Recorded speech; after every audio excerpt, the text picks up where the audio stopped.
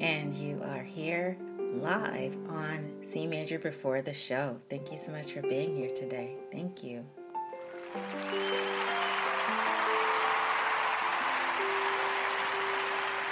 We are unofficially calling it Music Making and Wellness Weekend. It's a Music Making and Wellness Weekend celebration here today on CMajor before the show, and we have some great shout-outs and some news for you. We are also doing a very special shout-out today, so let's get started.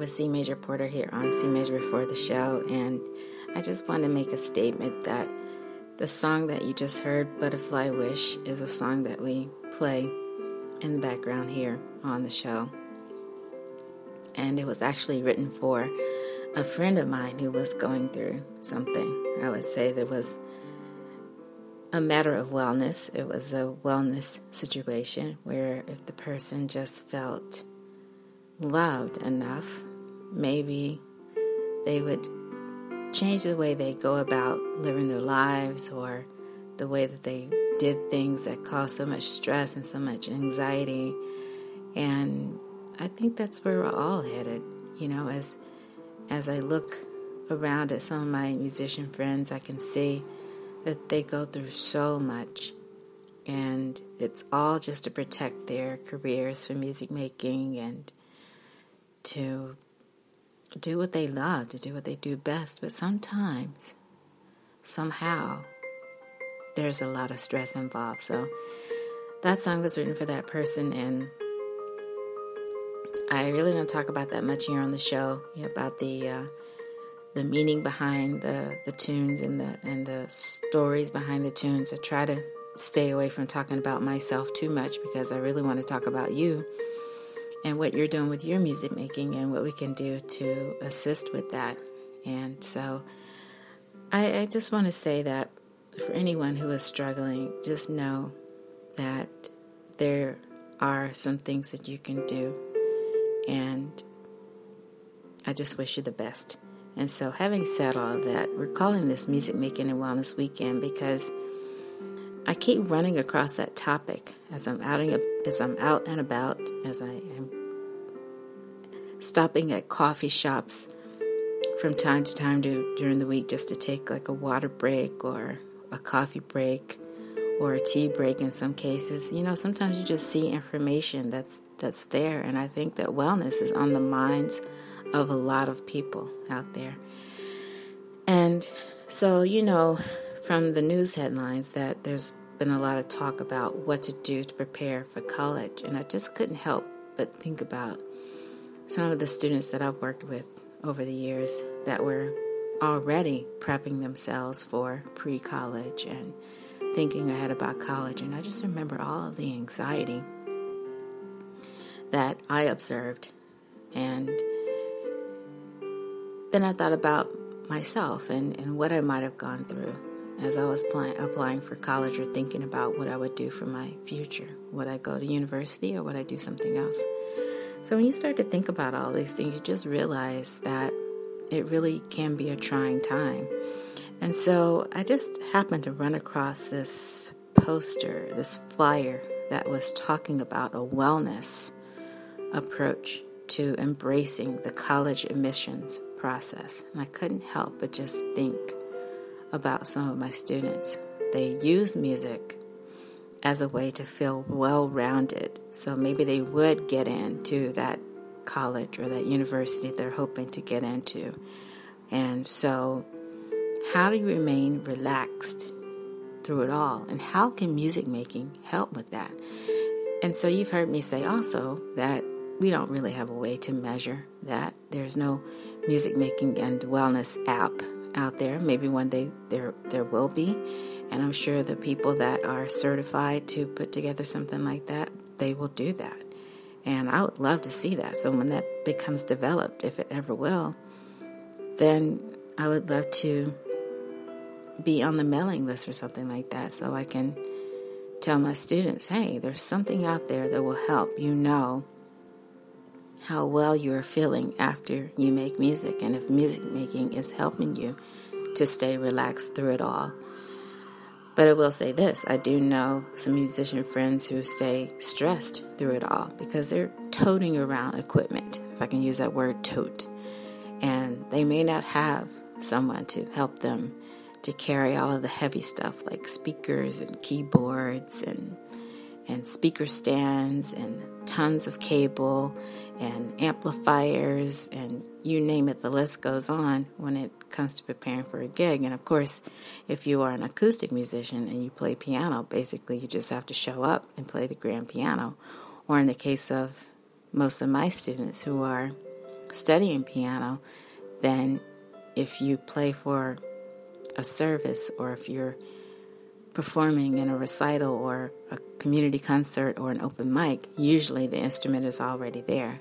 But still, the stress of it all is something that musicians do go through. And so I just love the idea of being a part of a community where we're trying to keep each other well, whether it's through helping each other make the music that we can make best, or if it's just saying, hey, you know what? Let me help you prepare. Let me help you rehearse a little more so you won't feel that stress of getting up on stage or in front of an audience and feeling like you are unprepared to the point of being stressed, because that can happen too. But getting back to this flyer, so I noticed in the flyer they were talking about ways that you can keep well and stay relaxed when you're doing something as stressful as trying to get in somewhere, to use those words, and to see if it's possible for you to be where you want to be the next year or a few years away when it comes to education. And I also wondered if there was some mention of music making. I don't believe there would have been, because it probably was just a conversation about academics and how to get into the best school that you wanted to get into. But anyway, it's not a shout out to this person, it's just a mention. And so that led me to want to call this weekend unofficially a music making and wellness weekend. So I'm going to say a little bit more about the wellness aspect of everything, and I think I will talk a little bit about some of the songs that I've written and how I was able to help my own self feel better at the end of the day. And I'll talk about that in a few moments. But let me get to some shout outs. But I'm going to play some music for you, and then I'll be right back with our shout outs right here on CMajor Before the Show.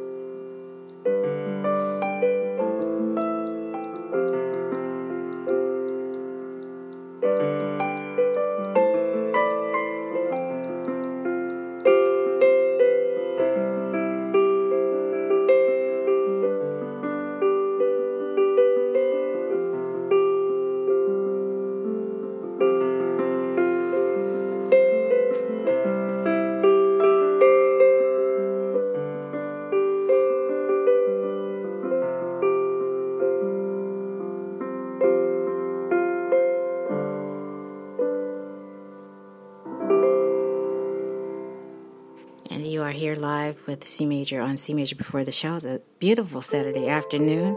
It's been a long week, and weather-wise, we are all still adjusting. I heard so many complaints this week about the weather, as well as people being really excited that Saturday was going to be super warm and warm enough to walk around in either short sleeves or without a coat.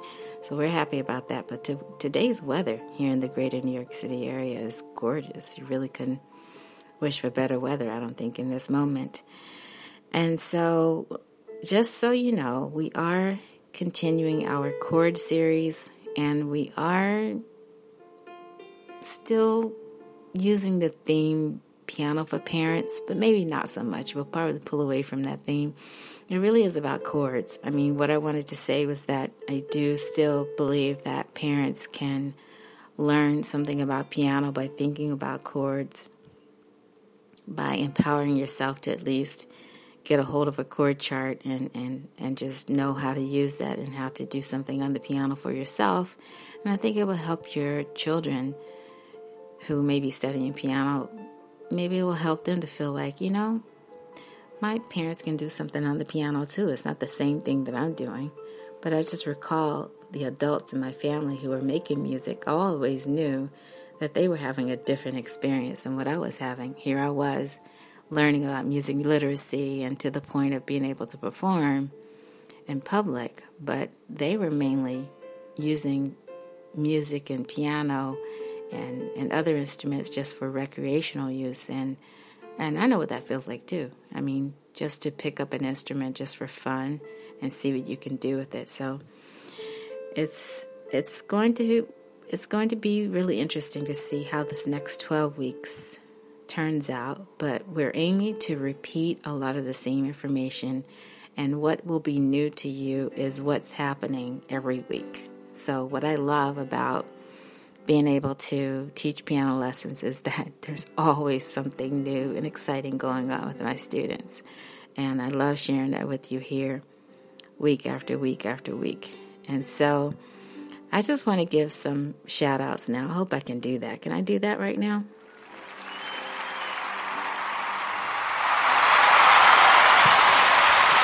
Thank you. Thank you.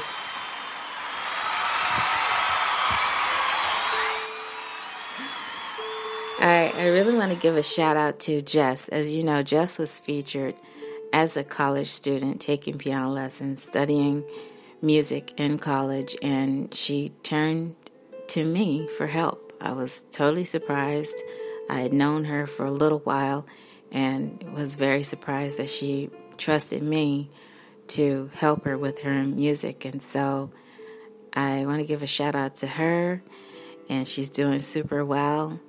And I will also say that she's also turned out to be one of our exciting hand models, if I could say that, for the photos that we post here on CMajor Before the Show. So we've posted a lot of pictures of hands at the piano, and they're usually people that I know. And so because I know her, I asked her permission, and I'm so fascinated that she studies piano, but of course her main instrument is trumpet, but she also is fearless enough to wear long nails as needed because she's doing other things, you know. I've had students in the past who get their manicures and they have nail tips on because they have other things going on socially that kind of require them to do that. They want to look their best. And so she's not afraid to do that, and we're able to still do what we have to do with the piano. Now, what's going to be interesting is to see how she successfully plays the music of Bach when that time comes. So she's going to be coming back to the podcast. We tease her all the time that she's famous and she has to come back to make a reappearance. But shout out to Jess today.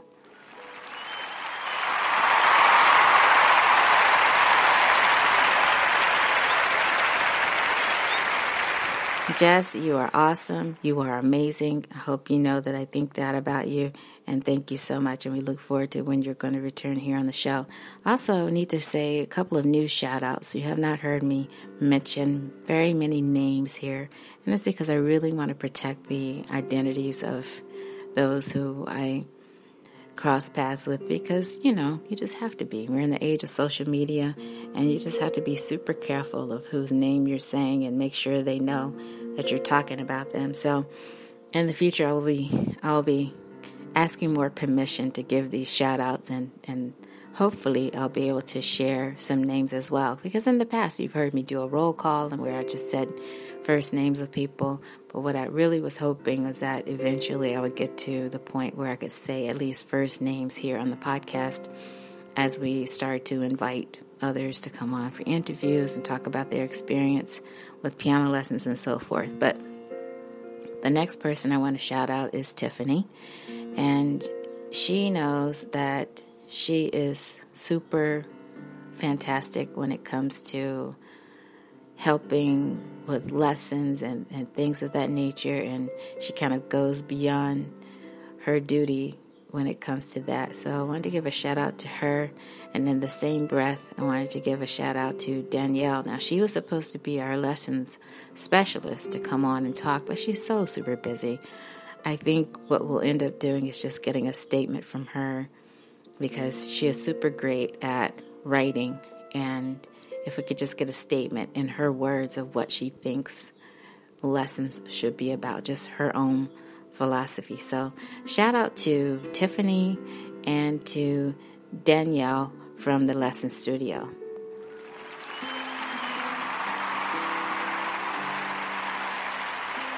I really appreciate you both.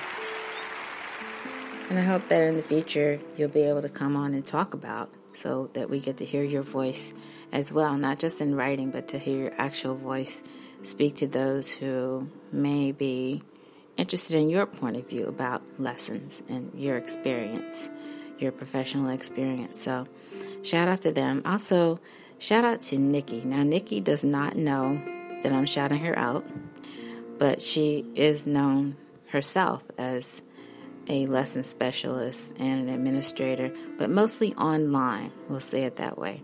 So anybody who knows about what I do during the week with piano lessons, you know that I have to communicate with those who can help inform me about students that need help, and to see if I can help them. And so Nikki is important for that. And she does not know Tiffany. She does not know Danielle. They don't know each other. But I definitely wanted to give a shout out to Nikki as well.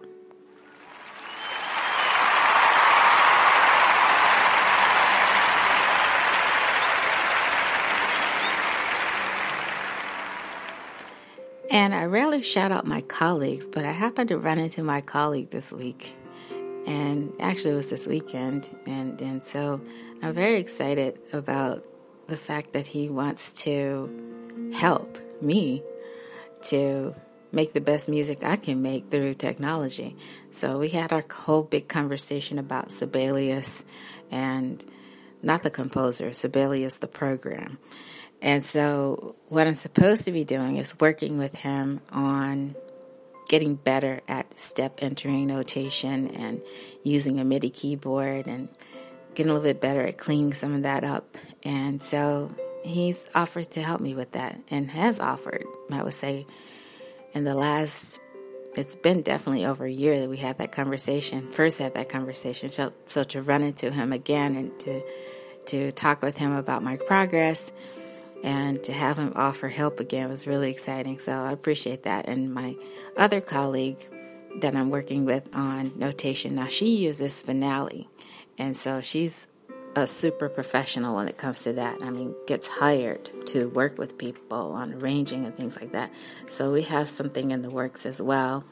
And I look forward to either having them on the show or just talking about them from time to time to let you know what I've been able to do with my own writing, with my own arranging. Because I have some ideas.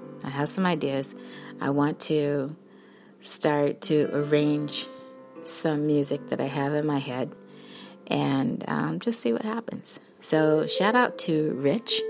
And then in the same breath, shout out to Lena.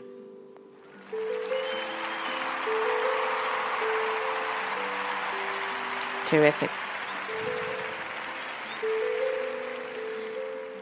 And so now I want to give some shout outs to some other students that are working really, really hard. Now, you guys know that recital time is approaching, and so is the end of the school year. So right now we have some students that will be out for breaks, spring break, Easter break, whatever the break is. Some have already been traveling and so forth.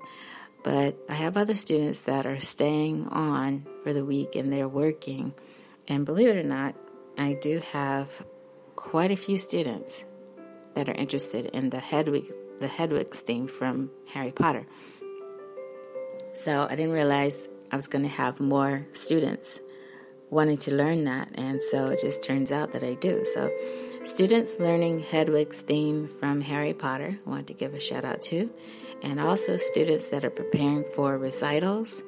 I'm very excited about that because I think more than ever this year I'm going to have the most number of students I've had wanting to prepare and play for recital. And in the past it's been maybe one, maybe two, maybe three.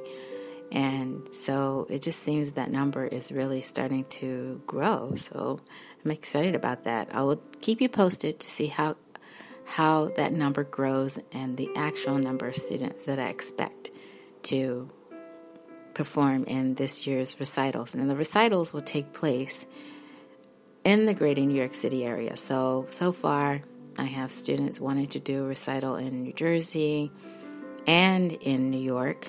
And then we have some other options out there as well. But shout out to those students.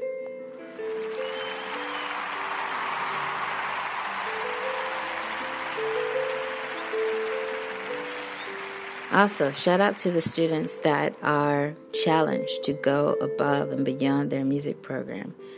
They are testing for advanced placement in their academics.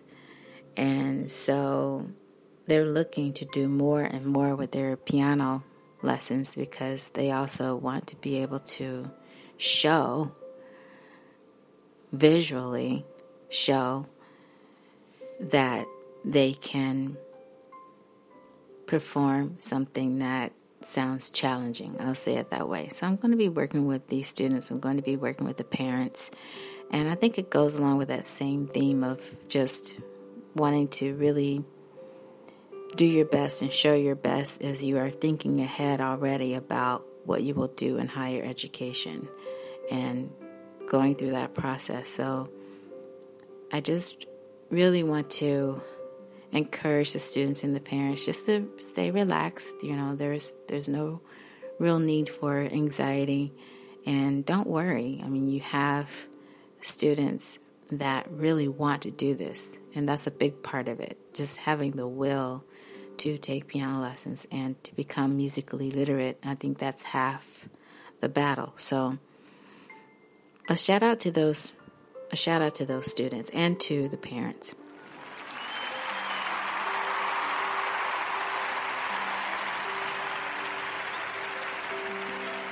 I think that's great. And, you know, when I give people a shout out, I'm really thinking about a lot of different things. And I will share this with you that recently I got a shout out. I was so shocked. But it looks like that's how it works. When you give shout outs, then eventually somebody gives a shout out to you. So it's give a shout out, get a shout out. Maybe that's how it works. But I was really, really pleasantly surprised that I was given a shout out. So I'm not going to give a hashtag along with that. I could, but just, again, I don't want to brag on myself. I'd rather brag on, if I can brag, I'd rather brag on my students and what they're doing and the people that I work with that help me to be the best that I can be when it comes to performing and doing the work that I feel called to do. So shout out to you guys. And when I give a shout out, I do like to use those words on the card for the shout out that I was given. The word outstanding. I think my students are outstanding. I think you all are awesome. You're amazing. Bravo to you. I think that you rock. I think you're awesome. Wow. That's another word you can use for shout out. You are the greatest. You're the greatest. And thanks. Thanks for all you do that make it possible for me to do all that I can do. And in the middle of this, I do want to say, I didn't write it down, but I had in my mind to thank this one student who told me that she was going to actually write down what she thought I was able to do to help her when it came to music making. And she already said that a lot of what we did together was just removing a lot of doubt, especially when it came to studying music theory. And this is the same student that has her sights set on college admission and is already doing things toward that end. And so just a shout out to her, and I think she's awesome and amazing. But way to go.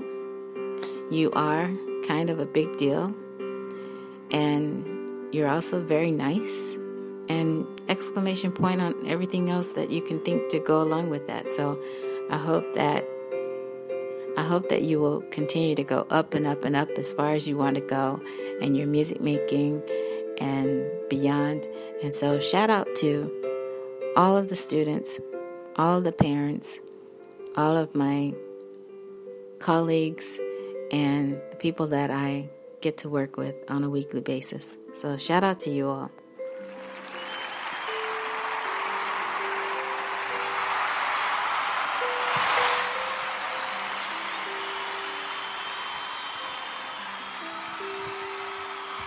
And thank you. Thank you very much. Now, this is not a shout out, but I just wonder, is anybody watching Coachella besides me? And I say that with, I guess, a smile on my face, because I'm just really enjoying some of the performances. So I had a chance to see a performance last night on Coachella, and it just really brought a smile to my face. I mean, and you know who that was if you happen to be on Facebook with me and you're my friend. But I wanted to find out how many of my Facebook friends were watching Coachella and seeing some of the performances. But I just think that a lot of the things they're doing on stage now are just so interesting. And so if you happen to be watching Coachella, we may mention it again next weekend, but just stay posted on that. Also, I do want to say at this point, writing songs to keep well, because again, I think that's something that a lot of people do, that it's really cathartic. Some of my friends, some of my musician friends use that word, but it's more than that. I think as an artist, as an indie artist, you can write about whatever you want. If you are signed, then you pretty much have to do what the label wants you to do, I believe. And then you can just have the type of team that will stand up for what you believe you should be singing about or playing or writing about. But I would just say this, that you hear on this podcast, you hear songs that I play over and over and over again. So you're hearing First Love, you're hearing Faint Memory, you're hearing Back Home, you're hearing Weathering the Storm, Butterfly Wish, End of the World, That's All Right, Gut Feeling, and Empty Spaces. But did you know that I wrote a lot of these songs to help myself feel well again? Because, there came a point in time where I just wasn't feeling my best, and whether it was because of a relationship or whether it was because of thinking about somebody else and what they were going through, or it just could have been something else. But music did help me. And so I don't feel there's a problem with that. I really don't. Let me know how you feel. If you are able to use music to help you feel better in a particular moment when you're going through something, or when you're flashing back, thinking about memories. And so, again, I don't like to get too personal, because you never know who's listening out there, number one. And number two, you don't know how people will take their information, that you give and just run with it. But I do feel like I can share something with you. I've been on the podcast for a while now, on this podcast, CMajor Before the Show, and I have done shows in New York where I talk a little bit about this, but I feel like I can share a little bit more. My friends want to see me share more. And so you may have even seen some of those pictures online as well, my friends that have come to my show. So they've been asking me, please share more of the stories. So let me just quickly go down the line if you happen to be listening. I wrote a song called First Love.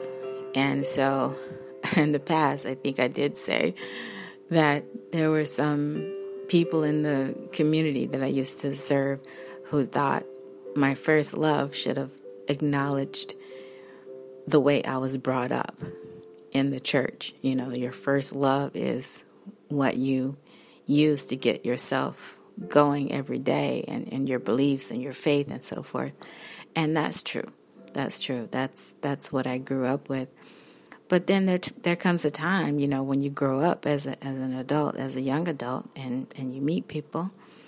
And so, you know, in my case, I was able to write about how it felt to really start to look at someone differently, you know, beyond friendship. And so that's what First Love is about. What I wanted to do musically was just capture the innocence of that and what that felt like. That's all it was. It was just trying to put a fresh approach to writing music. Now, I'm going to be talking about a resource coming up a little bit later in today's episode. So you'll want to stay tuned for that, because it's a new resource we introduced, I believe it was about a week ago. And so I'm going to say a little bit more about that. But the reason for that is sometimes you can use a resource like that to write on the tone in a way that you intend to write.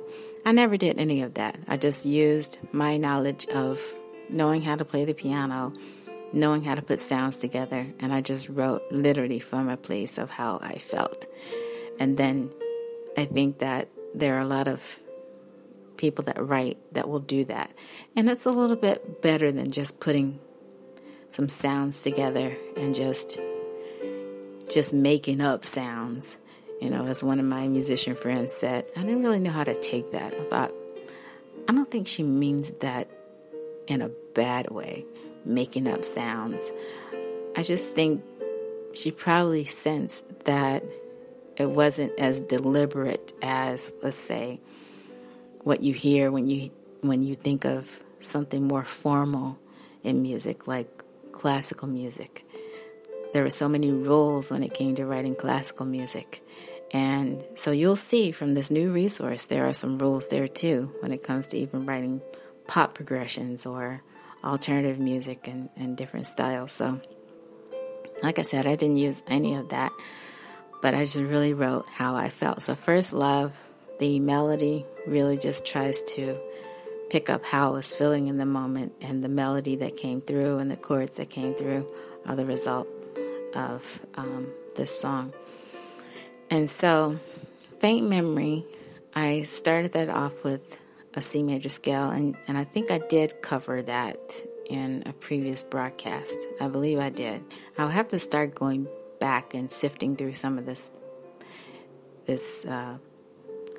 information I've put out there in the form of episodes, because I believe we're approaching about 200 episodes combined with CMajor Before the Show and the CMajor radio show. And so on this platform, I'm starting to load some of those episodes over here. But if you happen to be on our other platform, you'll see that we were approaching that 100 mark, or at least 90, somewhere around there, definitely in the 80s. And so I think that I have to go back and see where the duplications are and things like that, or maybe sift out some of the episodes that I don't necessarily want there, and just take those out and just keep the ones that I want you to hear, and then just continue building from there. So Faint Memory was kind of a breakup song or post-breakup song for me, and I have talked about that in public. And so I never put out the name of the person. I didn't. I wanted to keep that private. But it was more just sharing with you the subject of that, you know, how that feels. And so it wasn't meant to be a sad song. It's just said, this is how I feel after that breakup. There are a lot of things that you try not to remember. And so because you try so hard not to remember, it makes it even harder to forget, if that makes sense. And so that's what faint memory is about. You're just saying to yourself, I don't remember, I don't remember, I don't remember. But in your heart, you know you do remember what it was like to have nice conversations with the person and spend nice times together and things like that.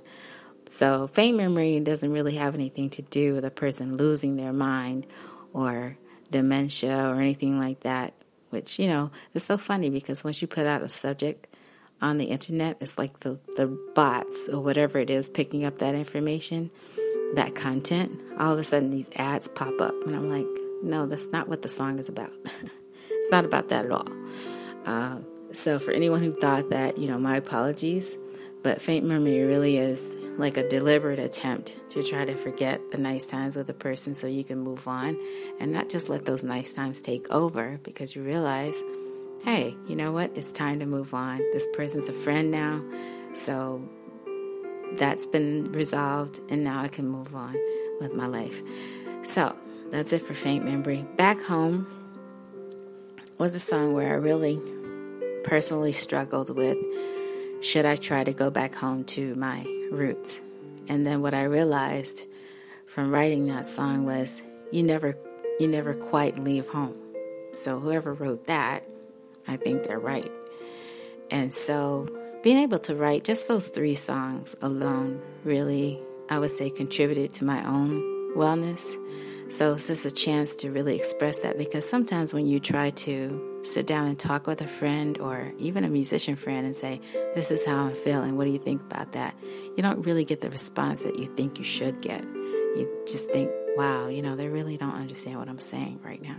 But the beautiful thing about music is that you can say whatever you want and get that out. And I think that's important as an artist, is that you get your stuff out there, and not only musically, just so you can make money and be famous and get recognized. I'm not talking about any of that. I'm just talking about when you have something you really need to express, and then music helps you do that, and music takes the place of words, then that's a beautiful thing. I really think it's a good feeling to me to be able to play a few chords and put chords together and write that melody that makes me go, at the end of it, and go, you know what? I said what I needed to say. And so now I can go on to write other things if something else comes up that's really, really, really pressing on my mind or my spirit or what have you. So music is not for everybody. Not everybody's going to be able to express themselves through music making, but I like to encourage that just to see what happens. So with my students, I love it when they say to me, you know what, listen to this song I wrote this week.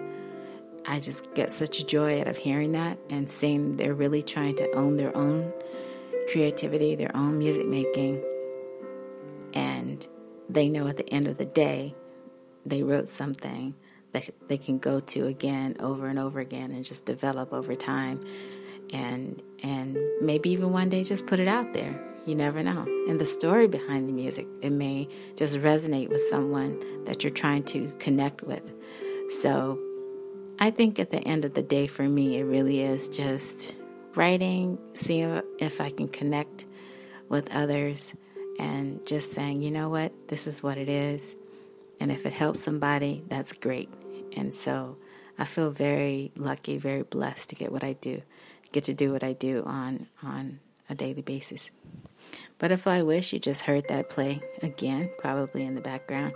And it is what it is. I think I received one of the highest compliments I could have received from a friend, a musician friend, who really liked the song. So if you've heard that interview on the other platform, I'm not sure if we'll play it over here, but we just might. It's just so you can hear that we're talking about the song and what it meant and so forth.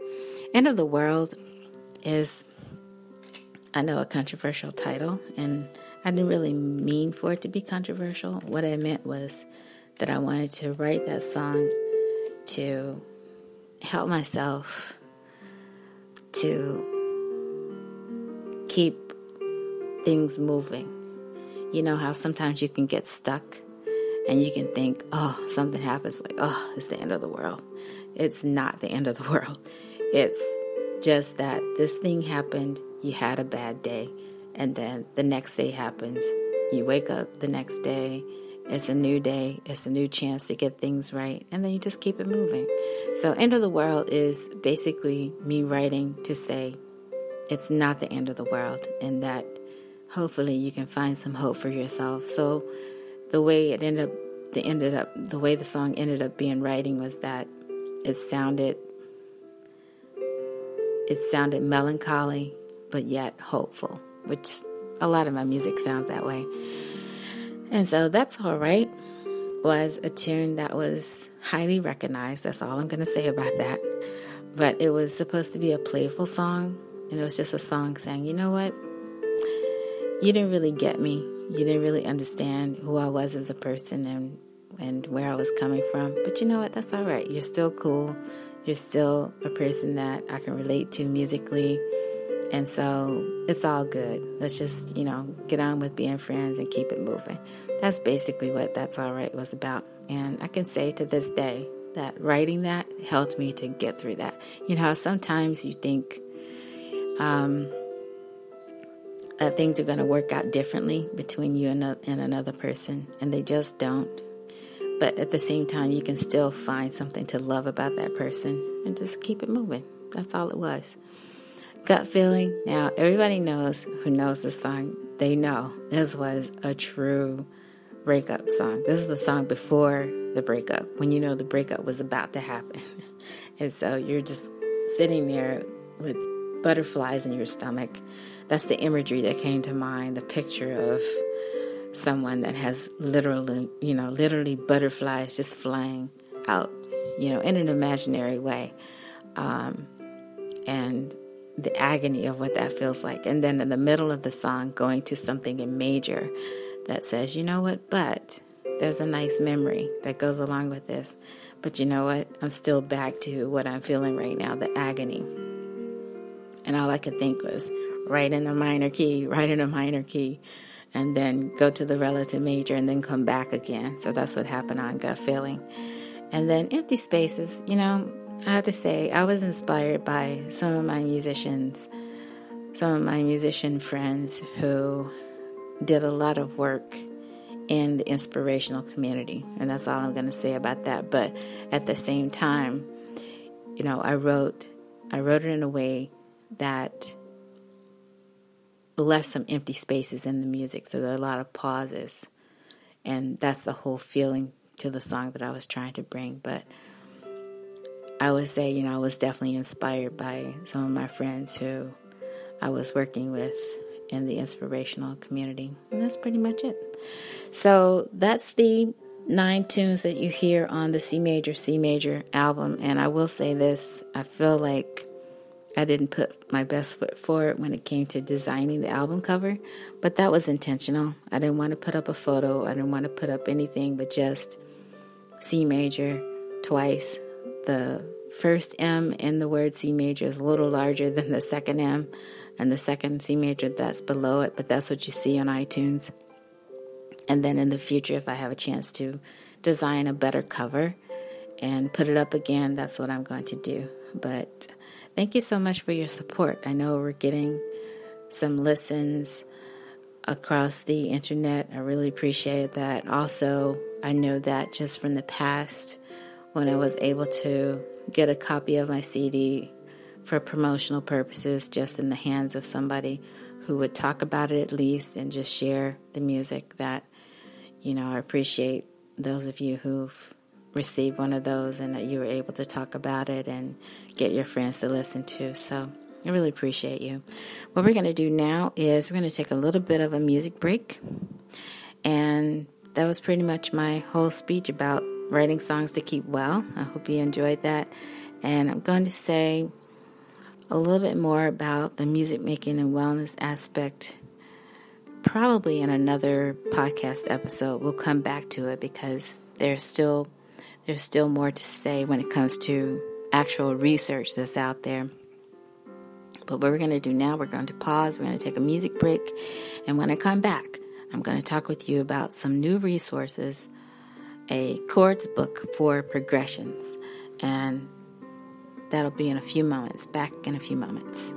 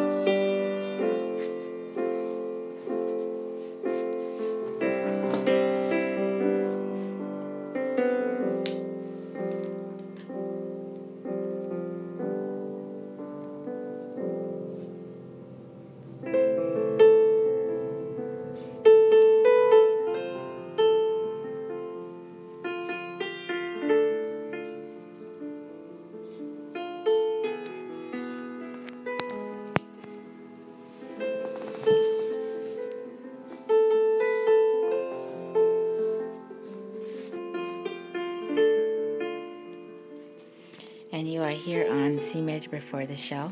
I'm your host, CMajor Porter. Thank you so much for tuning in on this Saturday afternoon. There are other things that you could be doing, but you're sitting right here. You're listening to us live. And what I want to do now is just go over some chords progressions with you. It's a new resource, and I'm not going to actually go through the progressions. I'm just going to give you a little bit more information about the chords book for progressions. So there's really no music. That was funny. There's really no music homework this week. But what I'll do, I'll list the new resource, and then I'll invite you to a new interactive poll for this week's homework response. So how does that sound?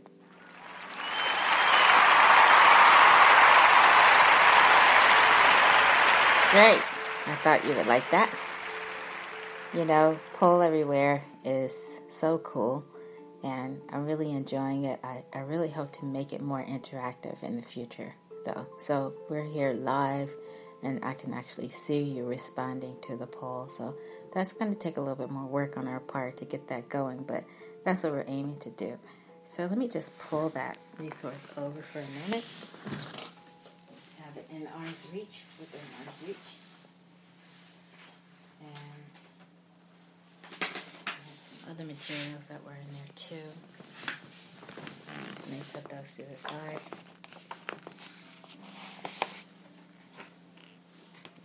And this is really, really cool. Now, I'm not giving a plug for the publisher. I'm not giving a plug for the author. But it's going to sound that way, because I don't know of any other way to do it. When you're describing a resource, you kind of need to be thorough so that people searching for it will know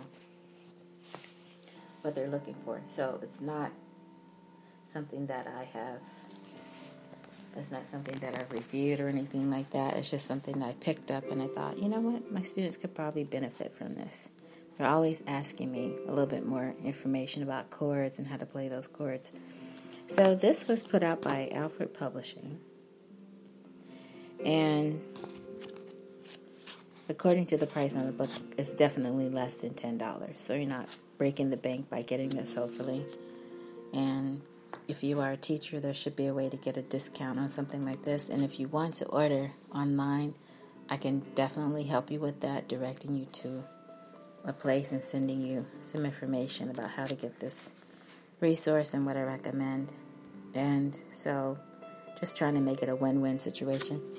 And Popular Chord Dictionary for Piano is the title of it. So it just says on the front, this chord dictionary shows the notation, fingering, and keyboard diagrams for all of the important chords used in modern popular music. So whether that's true or not, you can judge that for yourself. But that's the description. That's the way they're selling it. And it just says on the front in red letters by Palmer/Hughes. So I don't know this person. I'm not sure if that's a first and a last name or if that's just a last name. But I can say on the front of the book, it does talk with you about how to use this book. So I really like that. I like that feature. And you know, the way I'm doing it is the way one of my professors would do it. I took a class in comparative literature, and he had this huge, thick book for us. It was about 400, 500 pages of just basically him cutting and pasting a lot of information that he had reviewed that he could recommend, and just telling you what's out there. If you're looking for this, then there's a resource to help you with that kind of thing. So it just says this chord dictionary shows the notation, fingering, and keyboard diagrams for all of the important chords used in modern popular music.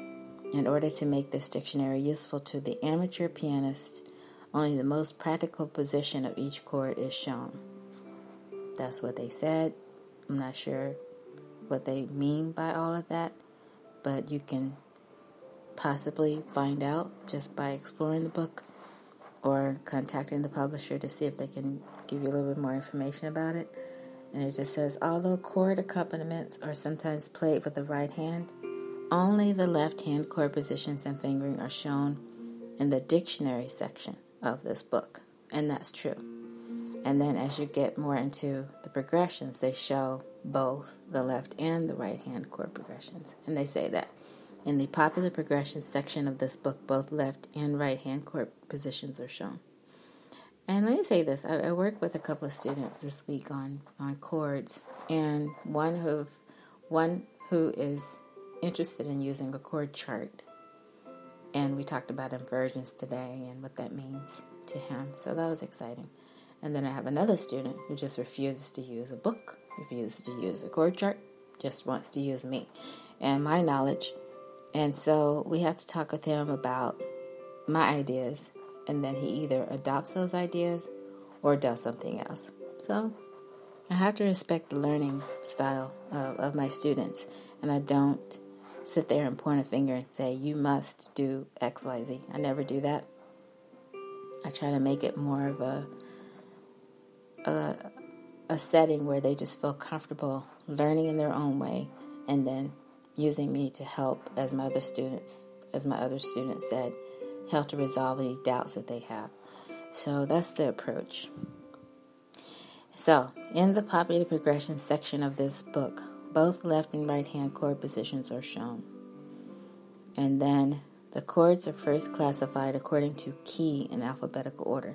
So they did, say this would be useful to the amateur pianist. And I would say that's true. If you are serious about music, and I had a musician friend to say this to me, look, I'm all about just serious music making, not what you're talking about. That's fine. Just know that what we mean by serious music making is if you are looking to be classically trained and that's it, and you're not looking to write any popular music. So it's very rare to see someone go from classical to pop seriously and to say, you know what, I'm just going to focus on writing pop music deliberately. And that's what I aim to do. Because usually if you're classically trained, you use your gift to play classical music and that's it. But it happens. It happens if you start to think, okay, how do I want to use music making? And what do I have to say with it? And what's the best way to say what I have to say? And then you can use classical music to keep your chops up. You can use it just to exercise your technique, so to speak, and to just making it a lifelong process of music making, because it is gratifying when you can sit down and play a Mozart sonata and still have your sight reading intact, and if you can listen to something on New York's classical station and appreciate that, and you know what's going on with the music, or if you can go to a concert by an orchestra and say, you know what, I do recognize that symphony, and this is what's going on with it. It just gives you some sort of good feeling to know that you can do that, I think. And then at the same time, if you have something that you've been able to put together that speaks more to how you feel, then there's nothing wrong with that too. That is, if you want to write based on feelings. So again, you've heard me say in the past, I have musician friends who refuse to write when it comes to feelings. They say, you know what, it makes no sense to do that, I'm not doing that. And that's them. They forget feelings, I'm not doing that. Another musician friend said, I don't wait for a feeling, I just like to write. So this book is a way to do that. So if you are semi-professional, if you're an amateur, and I would add to that, even if you are a professional, but you're looking to see what you can do in the popular realm of writing, then I would recommend this book. The chords are first classified according to key in alphabetical order, so you have to know something about keys in order to use this book. Flat or sharp families, and they say the word families, will be found following the letter name they contain. Thus, the key families of the chords will be found in the following order. So they basically give it to you in ABC order, except they're going up in half steps. And so they say A flat B, B flat C, and so forth. So what you don't see is them mixing the letters. So you won't see them rather. Right, A, G sharp, and then something else.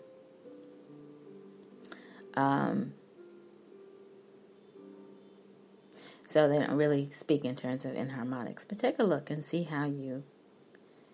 what your thoughts are about this. This system is used rather than chromatic order, as it is more consistent with proper alphabetizing. And that's true. And then in our other book, First Lessons in Music Theory, they talk about this. They talk about the whole idea of alphabetizing and not mixing enharmonics. Under each key family, the chords are arranged in the following order. And then they go on to say major, minor, diminished, augmented, 6 chords, 7 chords, 9 chords, 11 chords, 13 chords. In another description, you saw me list that because I wanted to discuss those chords, and that's what we were talking about. After I came from my friends' gigs, that's what they were doing in the music, and then we used some music scores to talk about what they were playing on their gigs. So, I'm not going to read any more from this page, but just feel free to read it for yourself, and then there's a note at the bottom that talks about double sharps and double flats if you care to pick up the book. And then it's pretty straightforward after that. So I didn't read this book for any editing errors and things like that. And believe you, you can believe it for yourself or not believe it for yourself, but there are sometimes mistakes in these books that somehow something was missed in the editing. Not this book in particular, but just even in some of my students' books, I go, oh wow, they missed that one. So, but we didn't do anything about it. We didn't respond with a letter or anything like that. In the future, we might. If we get bored, we may just look through some of these books and see if we can find all the errors and then write a note. Okay, so let's say if you were looking to learn to read pop progressions, there's a section called pop progression section. And what they tell you is that for 15 pages, you're going to see pop progressions that cover the most commonly used chord progressions. So chord progressions, another way of saying chord progressions is to say sequence of chords. And they say heard in popular music. Now, I don't know what popular music they were listening to, but when I looked at some of these progressions, I just thought, possibly. But what piqued my interest was, you know what? This would be kind of nice. This will be another music making and wellness exercise for me, where I'm not sitting down to a piano playing by my feelings. I'm actually sitting down to a piano going, you know what? I'm going to write a song about somebody else's feeling using this book, and to see if I can come up with something, how somebody might feel and somebody else might feel, do more of that. And so I think if you do that, then yes, you could start to form a whole library. You could definitely build your own catalog, so to speak. So you hear about these prolific songwriters that are out there. It's because they understand formula. They understand how to sit down and write a song. But then I heard a very famous producer say recently online that sometimes when they go into the studio, they just basically write. They're not even really sitting down with pen and paper. They just basically write from how they felt and what they were going through and trying to give a voice to that. So, again, there's just so many ways to approach this. But if you are more on the intellectual side of things and you're trying to deliberately just write songs, I think this is a way to start. So, for instance, let's say if you wanted to try to write in different styles of pop music, and we're using that term loosely, so folk, country, even Dixieland, believe it or not, gospel, rock, which could be light, medium, and heavy, and then popular ballads. So I think I put on one of the episodes, I played for you, and I was giving you the progression for a pop ballad, which kind of surprised me. I just thought, Now, what surprises me about this, I don't see anything involving a chorus or involving a bridge. So I'm just trying to figure out how they are organizing this. Because suppose you want to take a break in the middle of the progression and do something else, like a departure. But maybe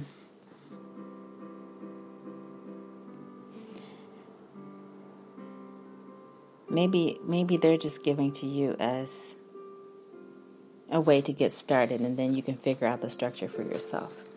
Okay, so there's some other indications too on how to accompany yourself. Let's say if you were singing, or how to play if you were playing a solo, how to play bass notes, and to play chords in your right hand while you're playing bass notes and octaves and things like that. I would say that's probably where you need to get a teacher involved if you're unclear about any of this terminology and you just don't know what's going on. They could quickly look at this and go, you know what? Okay. So they expect you to do this over that and so forth. So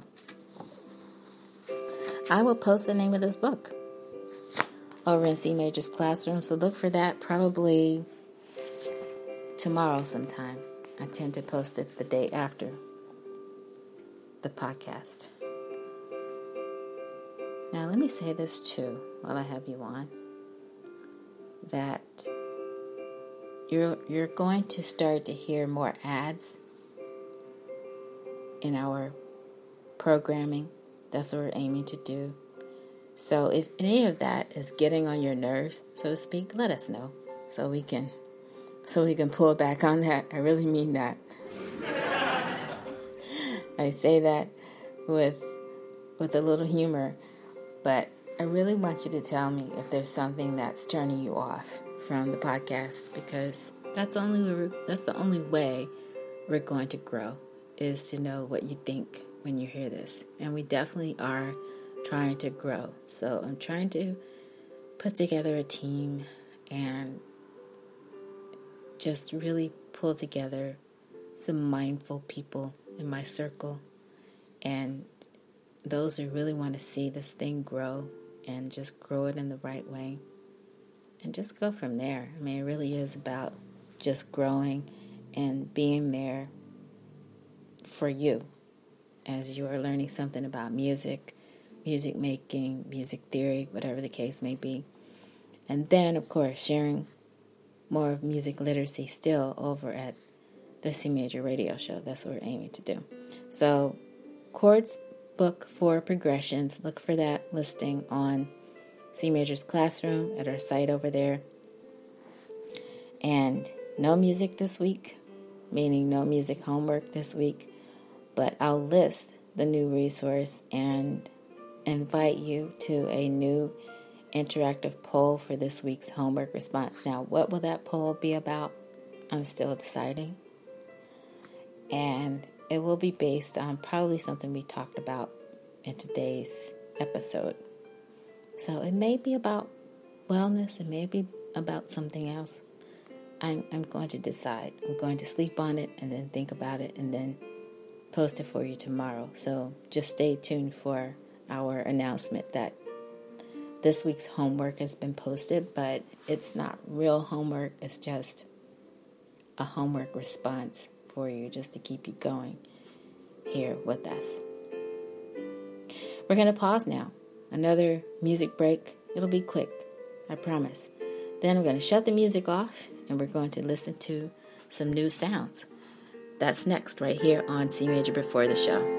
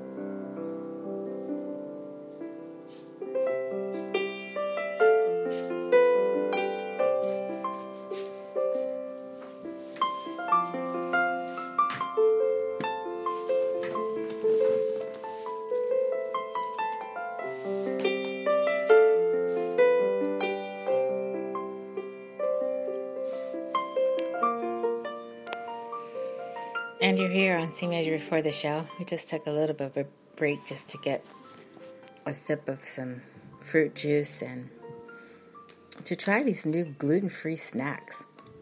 I mean, I just found out about these.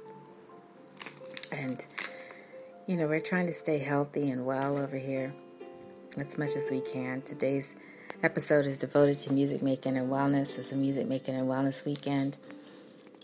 And it's an unofficial celebration of music making and wellness. We're just doing it just to get more of the topic out there. But we're still mindful of what we're aiming to take in when it comes to superfoods and drinking matcha tea. If you say matcha tea. And these snacks are supposed to be rich in chia seeds and real apples and oats and stuff. So, anyway, all in the name of wellness. So, welcome back. We are moving into a new segment of today's episode, which, by the way, probably is lasting a little bit longer than we thought it would. But it's just because we wanted to just spend today talking about what's coming up next. So, special announcements, fresh announcements, new information for you here on CMajor Before the Show. And when we say CMajor Before the Show, we mean before the CMajor radio show, which is now podcasting on Sunday afternoons. We figured that going into summer, that Sunday afternoons may become more of a family afternoon. If you happen to have your music device at the beach or what have you, you might find yourself listening to this podcast. That would be cool. How cool would that be? That you're using our podcast to get through your summer breeze, your summer break. Okay, what I want to do now is take you to something that we recently added to our library, and I hope it pops up. So it's just really super quick, and just let me know what you think about it, because if we can somehow find a way to put it into our podcast and it makes sense to do that, and we don't get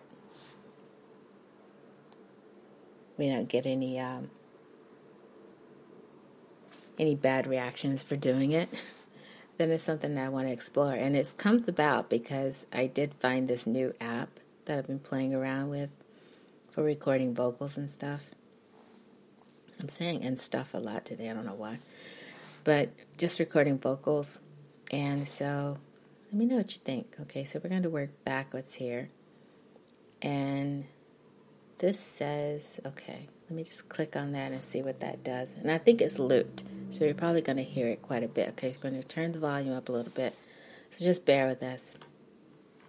Okay, now I'm going to press play. See what happens. Oh, wait, that was the wrong song. Okay, let's go here. Shoutouts and super shoutouts.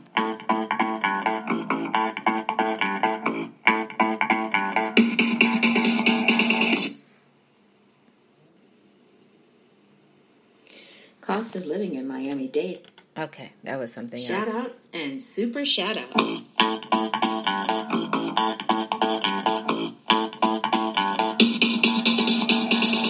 Okay, so let's stop that. So I've got some other things I've been working on this week too. Just trying to get my voiceover chops going for the first time in my history of doing voiceovers. I had a friend that was in radio, and so that friend actually encouraged me a lot to just use my voice in that way, and was responsible for helping me start to think about would I do something in radio one day. So a lot of my radio inspiration comes from that friend. Okay, so let's work back. Here we go. Something else for you. Did you do your homework? Shoutouts and super shoutouts. Okay. Did you do your homework? Okay, so did you? Shoutouts so it's and super it's not shoutouts. Gonna loop that because sorry, it's not gonna loop because I have it lined up so everything's playing after another thing. Okay, let's go to something else, and this is going to probably surprise you. The next two. CMajor Porter. Okay. Did you do your homework? Okay, and then did you do your homework, follows? Okay, now this next one was inspired by a recording that I heard where I thought to myself, you know what, they probably just did a pitch switch on this person's voice. And so that's what this is. So let me know what you think about this voice. The CMajor radio show. CMajor Porter. Okay, so let me try that again and see if you can tell it's actually my voice. Would you even think that it's my voice? But it's not my voice in real time. It's me lowering the pitch. Well, it is in real time, but it's just the pitch has changed. Okay, so let's go back to the CMajor radio show. Okay. CMajor Porter. And then, of course, that was more of a pitch switch as well, like when you sped up the pitch of the voice.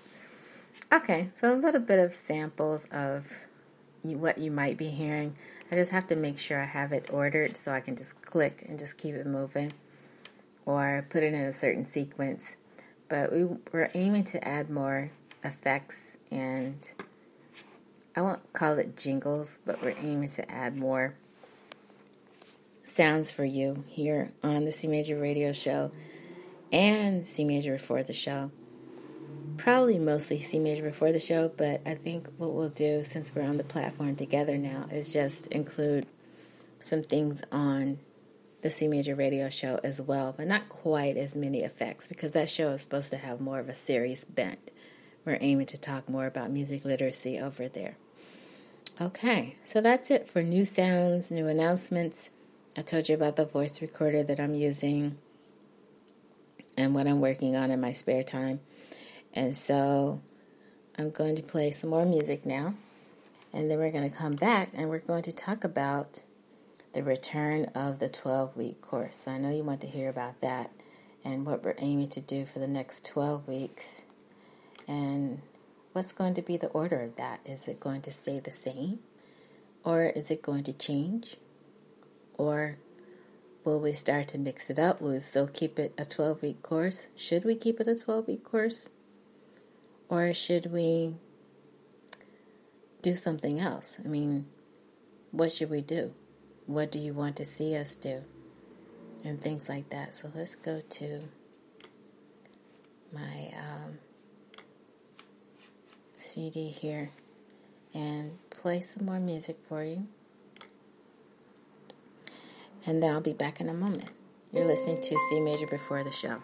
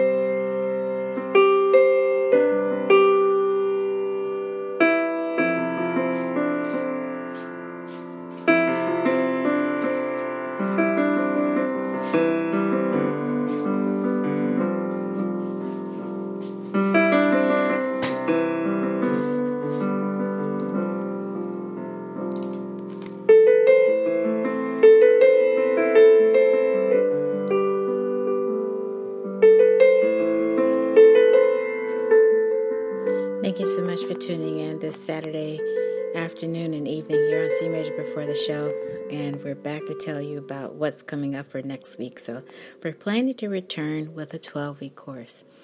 Now, this course will stay consistent with the syllabus that's already posted. And so if you had a chance to take a look at that, then we'd love your feedback. Let us know what you're thinking about it. and your thoughts about it. And next week will be kicking off Easter weekend. So if you're planning to do anything for Easter weekend, I hope you'll let us be a part of that, because we're definitely going to be kicking off Easter weekend with the new 12-week course, and then talking about some things that are happening over the weekend. Speaking of which, I have some musician friends that are planning to attend the New York International Auto Show and to participate in Monster Truck Weekend, but as a spectator. They're not driving monster trucks, though. So that's going to be exciting. But we'll see you again next time right here on CMajor Before the Show. Stay tuned for the CMajor radio show on Sunday afternoon. That's tomorrow, right here on this same platform. And since we're taking off a week from chords, we'll talk about planning your music literacy study program. I have some students that are interested in that. And by the way, a lot of what we talk about here on the podcast really does come from real-time conversations, real conversations, things that are happening, that are going on in the greater New York City area.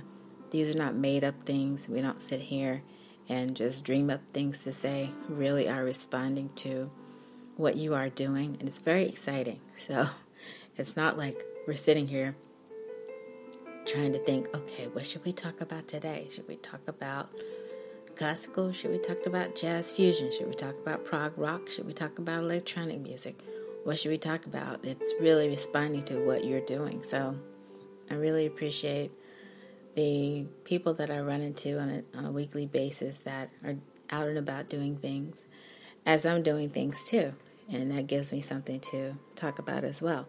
So today's focus was on wellness, and the focus on wellness will continue on tomorrow's CMajor radio show, because I do have students that are planning their music literacy study program. Some of them are already starting to feel stress and anxiety over what they're going to do with their lives. Do they want to be in music education? Do they want to be in performance? Do they want to do something else? Will they be accepted? Which school should they go to?